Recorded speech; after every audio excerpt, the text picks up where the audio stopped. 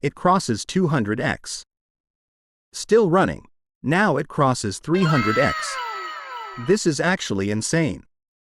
Can online gaming platforms really give rewards, or is it just another risky hype? Today on Next Gen Crypto, I'm going inside one live gaming platform and testing everything step by step: the sports section, marketplace, balance area, and the main games. I'll show what happened when I played live, where I won, where I lost, and the biggest lesson I learned from the whole session. And remember, this type of platform is risk-based. So this video is only for educational and review purposes. Always play responsibly and never use money you cannot afford to lose. Alright guys, now we are inside the homepage. The first thing I notice is that the platform has a very active gaming lobby style. It looks dark, colorful, and full of live sections. At the top, you can see the main navigation. There are sections like games, sports, marketplace, and rewards. So this is not only about opening cases. The platform also has sports, esports, marketplace features, rewards, and different live games. In the middle area, the main games are shown clearly. The four main sections I want to talk about today are: Case Battle, where players compete against each other; Crash, where you need to cash out before the multiplier crashes; Roulette, where the wheel decides the result; Cases, where you open cases and check possible rewards. Before I start playing, let's first explore the sports section properly. Now I'm clicking on the sports section. At first, someone might think this platform is only for cases and gaming. But inside sports, it opens a full betting-style lobby. Here, I can see different live and upcoming matches. The platform shows the teams, odds, match markets, and available options. The interesting part is that it includes both esports and regular sports. In the esports section, you can find games like Counter-Strike, Valorant, League of Legends, Dota 2, Rainbow Six, Mobile Legends, Call of Duty, Rocket League, and more. So if someone follows competitive gaming, this section can be useful because it brings many esports markets into one place. Now when I switch to regular sports, the section becomes even bigger. Here, I can see sports like football, basketball, tennis, ice hockey, cricket, baseball, boxing, rugby, table tennis, Formula 1, and many others. So overall, the sports area is not small. It covers both gaming tournaments and traditional sports. But one thing is very important: don't place bets randomly. Always check the match, compare the odds, understand the risk, and never play emotionally. Now let's move to the marketplace section. This part is important because it gives users a place to browse items, check prices, and understand what kind of skins or assets are available on the platform. Inside the marketplace, you can usually search items, filter by price, check item value, and compare different options. So before someone opens cases or joins battles, the marketplace can help them understand what type of items are actually available and how the pricing looks. For me, this section is useful because it gives a better idea of the platform economy.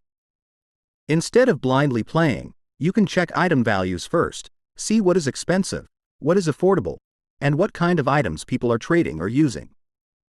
Now I'm going back to the homepage. On the right side, you can see the balance and deposit area. This part is very important because this is where your available coins or balance are shown. Before playing any game, always check this area carefully. Now we're inside the Case Battle section, and this is the mode where you play directly against another player.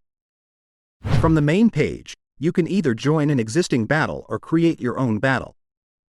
For this review, I'm choosing Create Battle, so we can see the full setup step by step. Here, I can choose the battle type, like solo or team. Then I can select the battle format, such as 1v1, 3p, 4p, or 6p. There are also some extra settings available, like fast spin, jackpot, equality, madness, and private. These options can change the style of the battle, so before starting, it's better to check them carefully. Next, I need to add a case. So I click on Add Case, and this opens the full case library. From here, I can search for cases, check the price range, look at the chance range, and sort the cases in different ways. If I want a cheaper option, I can sort by lowest price, which makes it easier to find affordable cases. For this battle, I'm selecting the fidget spinner case. Okay, now the fidget spinner case has been added to the battle setup. On the top right side, the platform shows the total battle cost. This is very important because this is the amount that will be used when the battle starts. Now the Start Battle button is active, so I'm going to click it and see how the battle begins. Alright, now we're inside the battle room. My profile is already ready, and the opponent's slot is also filled, so the battle is about to start. Now the first round begins, and both sides are opening the case at the same time. This is the exciting part because we can see what each player pulls from the case. And in this round, my competitor gets the better result. He wins 12.95 coins, and unfortunately, I lose the battle. Alright guys, now I'm inside the Crash game. This is one of the fastest games on the platform, because the multiplier starts running, and you have to cash out before it crashes. If you cash out at the right time, you win based on the multiplier. But if the game crashes before you cash out, the bet is gone. So let's test it live. For my first bet, I'm placing 5 coins. Okay, the round is starting. The multiplier is moving. It crossed 1x. Now it's going up. But wait, it crossed 137x and crashed. So I lost the first bet. Not a good start, but this is exactly how Crash works. This time, I'm placing 10 coins. Okay, round started. Multiplier is climbing. 1.2x, 1.5x, still going. Now it reached 1.71x, and I'm cashing out. Nice! I 17 won and 10 Jaeon coins. That's a clean recovery after the first loss. But look at this, after my cash out, the multiplier is still running. And finally, it crashes at 5.33x. So yes, if I had waited longer, I could have won more. But if I waited too long and it crashed before my cash out, I would lose the whole bet. That's why in Crash, sometimes securing a smaller win is smarter than chasing the biggest multiplier. Now the next round is preparing. This time, I'm trying a small multi-bet.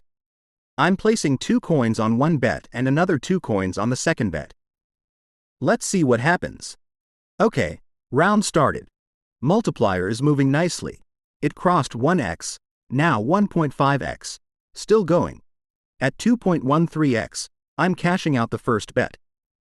Nice, that gives me 4.26 coins from the first bet. Now the second bet is still running. At 5.88x, I'm cashing out the second bet. Good. That's a strong win from a very small bet. But wait, the multiplier is still going. It keeps climbing even after my cash out. Now it crosses 100x. This is crazy. At this point, I'm checking the history data and showing why Crash is so risky and unpredictable. Because one round can go extremely high, but the next round can crash instantly. Now the multiplier is still going. It crosses 200x. Still running. Now it crosses 300x. This is actually insane. And finally, around 399.60x, it crashes. I'm going with another small multi-bet. Again, I'm placing 2 coins and 2 coins. Okay, round started. Let's see. Bomb has been planted. Oh no, it crashes very quickly. So both bets are gone. So never think the next round will be big just because the previous one was big. Now I'm trying one more multi-bet. This time, I'm placing 5 coins and 5 coins. Okay, round is starting. Multiplier is moving. But no, it crashes at 1.25x. So again, I lost both bets. Alright guys, now I'm moving into the roulette section. Before playing, let me explain how it works. Here, you place coins on different sides of the wheel. Some options are safer and give smaller rewards, while some options are riskier and give bigger rewards. I'm placing 5 coins on silver and 2 coins on monster snake. So here, silver is my safer side, and monster snake is my risky side. Okay, the wheel is rolling now. Let's see where it lands. And yes, it lands on silver. That means my silver bet wins. Now I'm going for the second round. This time, I'm increasing the amount a little.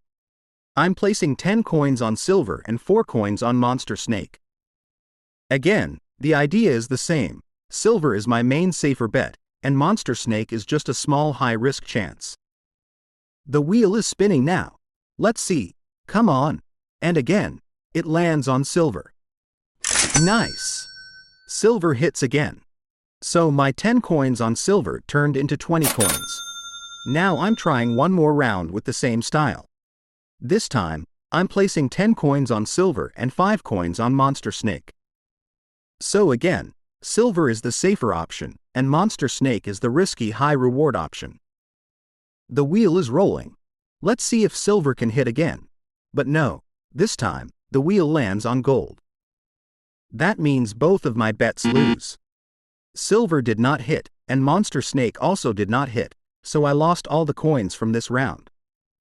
And this is the important lesson here. Even if one strategy works in the first 2 rounds, it does not mean it will keep working every time. Roulette is still a chance-based game. Every round is different. Silver worked for me before, but in this round, gold landed, and I lost. So never become overconfident after a few wins. Always remember that the next spin can completely change the result. So from this roulette section, the main lesson is simple. Splitting the bet can feel more controlled than putting everything on one risky option. When I placed more coins on silver and a smaller amount on monster snake, I had a better balance between safety and risk. Alright guys, after testing roulette, I'm coming back to the Crash game again. The reason I'm coming back is simple. Crash is very fast, and it gives a clear lesson about timing. 1 second early or 1 second late can completely change the result. This time, I'm not going with a big amount. I'm keeping it small and safe. I'm placing only 2 coins. Okay. The multiplier is moving. So when it reaches 2.62x, I'm cashing out. Nice. That was a successful cash out. Now I'm going to try one final round with a small multi-bet. This time, I'm placing 2 coins on one bet and another 2 coins on the second bet. The idea behind a multi-bet is that I can manage the cash out separately. Okay, the round is starting. Multiplier is moving. But no, it crashes at 1.30x. That was too quick. So I lost both bets before I could make a proper cash out. And this is the final reminder about Crash. The game can change very fast. Alright guys, now I'm inside the cases section. This part is different from Crash and Roulette. Here, I'm not playing against another player, and I'm not waiting for a multiplier. Now for the first case, I'm selecting Enforcer. When I enter the Enforcer case page, I can see the opening screen at the top. Below that, the platform shows all the possible items inside this case. Here, I can see items like Enforcer Phoenix, StatTrack Mach 10 Whitefish, Negev Lionfish, and Ocean Sunset Stabbyfish sticker. Now I click Open 1. The case starts spinning. The items are moving. And let's see what it lands on. Nice. I got Enforcer Phoenix, valued at 8.00 coins. So this was a winning pull for me. I spent around 3.90 coins to open the case, and I received an item worth 8.00 coins. That means this round gave me a good return. So guys, that was my full inside review of next-gen crypto. We tested Case Battle, Crash, Roulette, Cases, Sports, Esports, and Marketplace. Some rounds gave rewards, and some rounds showed real risk. So the main lesson is simple: play smart, start small, and never chase losses. This video is only for educational and review purposes, not financial advice. If you enjoyed the video, hit the like button, subscribe to Next Gen Crypto, and I'll see you in the next one.